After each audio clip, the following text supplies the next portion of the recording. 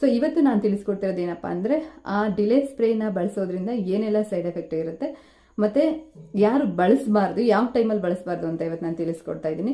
So ವಿಡಿಯೋನ skip ಮಾಡಿದೆ ಎಂಡ್ವರೆಗೂ ನೋಡಿ. ಹಾಗೆ ಇನ್ನು ಯಾರೆಲ್ಲ ನನ್ನ ಚಾನಲ್ನ ಸಬ್ಸ್ಕ್ರೈಬ್ ಮಾಡದೆ ನೋಡ್ತಾ ಇದ್ದೀರಾ ಪ್ಲೀಸ್ ಸಬ್ಸ್ಕ್ರೈಬ್ ಮಾಡ್ಕೊಳ್ಳಿ. ಹಾಗೆ ಬೆಲ್ ಐಕನ್ ಪ್ರೆಸ್ ಮಾಡೋದನ್ನು ಮರಿಬೇಡಿ.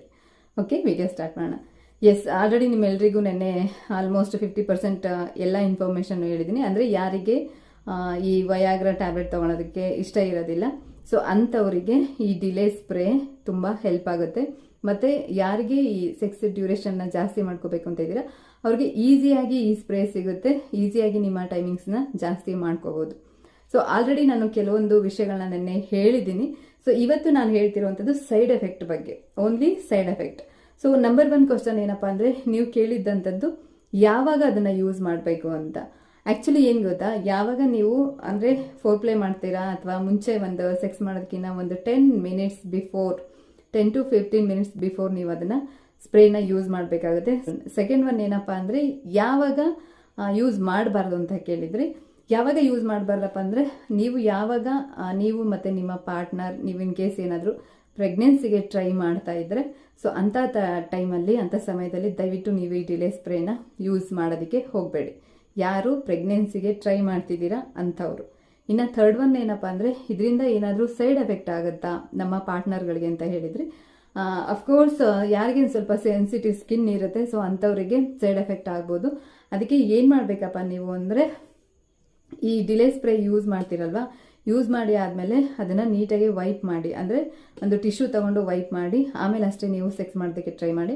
ಇಲ್ಲಾಂದರೆ ಸಮ್ಟೈಮ್ಸ್ ಏನಾಗುತ್ತಪ್ಪ ಅಂದರೆ, ನೀವು ಅದೇನಾದರೂ ವೈಪ್ ಮಾಡದೆ ನೀವು ಹಾಗೆ ಡೈರೆಕ್ಟ್ ಸೆಕ್ಸ್ ಮಾಡೋಕ್ಕೆ ಟ್ರೈ ಮಾಡಿದಂಥ ಟೈಮಲ್ಲಿ ಅವರ ಯೋನಿಯಲ್ಲಿ ಸ್ಕಿನ್ ಇಚ್ಚಿಂಗು ಅಥವಾ ಬರ್ನಿಂಗು ಈ ಥರದ್ದೆಲ್ಲ ಆಗುವಂಥ ಸಾಧ್ಯತೆ ಇರುತ್ತೆ. ಈ ಸ್ಪ್ರೇನ ಯೂಸ್ ಮಾಡಿದಂಥ ಟೈಮಲ್ಲಿ ಬ್ಲೋ ಜಾಬ್ ಮಾಡೋವಂಥದ್ದು ಖಂಡಿತ ತಪ್ಪು. ಏನಕ್ಕೆ ಅಂದರೆ ಇದರಲ್ಲಿ ಆಲ್ರೆಡಿ ಕೆಮಿಕಲ್ ಇರುತ್ತೆ. ಸೊ ಅದರಿಂದ ಬ್ಲೋ ಜಾಬ್ ಮಾಡೋದಕ್ಕೆ ಹೋಗಬೇಡಿ. ಡಿಲೇ ಸ್ಪ್ರೇನ ಯೂಸ್ ಮಾಡಿ ಆದಮೇಲೆ ಕಾಂಡೋಮ್ನ ಯೂಸ್ ಮಾಡ್ಬೋದಾ ಅಂತ ಕೇಳಿದ್ರಿ. ಎಸ್, ಖಂಡಿತ ನೀವು ಕಾಂಡೋಮ್ನ ಯೂಸ್ ಮಾಡ್ಬೋದು. ಓಕೆನಾ, ಅಂದರೆ ಡಿಲೇ ಸ್ಪ್ರೇನ ನೀವು ಅದನ್ನು ಸ್ಪ್ರೇ ಮಾಡಿದ್ಮೇಲೆ ಅದನ್ನು ಮತ್ತೆ ವೈಪ್ ಮಾಡಿ ನೆಕ್ಸ್ಟು ನೀವು ಕಾಂಡೋಮ್ನ ಹಾಕ್ಕೊಂಡು ಸೆಕ್ಸ್ ಮಾಡ್ಬೋದು. ದಯವಿಟ್ಟು ಇದನ್ನು ಜಾಸ್ತಿ ಯೂಸ್ ಮಾಡೋದಕ್ಕೆ ಹೋಗಬೇಡಿ. ಏನಕ್ಕೆ ಅಂದರೆ ಅದರಲ್ಲಿ ಲೋಕಲ್ ಅನಸ್ತೇಷಿಯಾ ಇರುತ್ತೆ, ಅಂದರೆ ಬೆನ್ಝೋಕೇನ್, ಲಿಡೋಕೇನ್ ಎನ್ನುವಂಥ 2 ಕೆಮಿಕಲ್ ಅದರೊಳಗಡೆ ಇರುತ್ತೆ. ಸೊ ಅದೆರಡು ಇರೋದ್ರಿಂದನೇ ನಿಮಗೆ ಲಾಂಗ್ ಲಾಸ್ಟಿಂಗ್ ನಿಮಗೆ ಸೆಕ್ಸ್ ಮಾಡೋದಕ್ಕೆ ನಿಮಗೆ ಹೆಲ್ಪ್ ಆಗೋದು. ಏನಕ್ಕಪ್ಪ ಅಂದರೆ ಇದೆರಡು ಕೆಮಿಕಲ್ಲು ನಿಮ್ಮ ಪೆನಿಸ್ನ ನಮ್ನೆಸ್ ಮಾಡುತ್ತೆ, ಅಂದರೆ ಮರಗಟ್ಟೋ ಥರ ಮಾಡುತ್ತೆ ಅಲ್ವಾ. ಸೊ ಹಾಗಾಗಿ ನಿಮಗೆ ಅದು ಲಾಂಗ್ ಲಾಸ್ಟಿಂಗ್ ಇರುತ್ತೆ. ಇನ್ ಕೇಸ್ ನೀವೇನಾದರೂ ಇದನ್ನು ಅಡಿಕ್ಟ್ ಆಗಿಬಿಟ್ಟು ಅದಕ್ಕೆ ಪ್ರತಿ ಸಲ ನೀವು ಅದನ್ನೇ ಟ್ರೈ ಮಾಡೋದಕ್ಕೆ ಹೋದರೆ ಪರ್ಮನೆಂಟಾಗಿ ನಿಮಗೆ ನಿಮಿರುವಿಕೆ ಪ್ರಾಬ್ಲಮ್, ಅಂದರೆ ಸ್ಟ್ಯಾಂಡ್ ಆಗೋಕ್ಕೆ ಆಗದೇ ಇರುವಂಥ ಪ್ರಾಬ್ಲಮ್ ಆಗಿರ್ಬೋದು.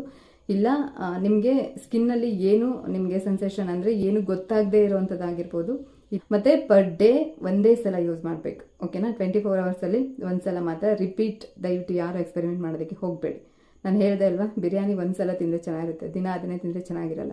ಅತಿ ಆದರೆ ಅಮೃತನೂ ವಿಷ ಆಗುತ್ತೆ ಅಂತ ಹೇಳ್ತಾರೆ. ಸೊ ಇದಾಗಿತ್ತು ಇವತ್ತಿನ ಟಾಪಿಕ್. ನಿಮ್ಮೆಲ್ಲ ಡೌಟ್ಗಳಿಗೂ ಆನ್ಸರ್ ಸಿಕ್ಕಿದೆ ಅಂತ ಅನ್ಕೋತೀನಿ.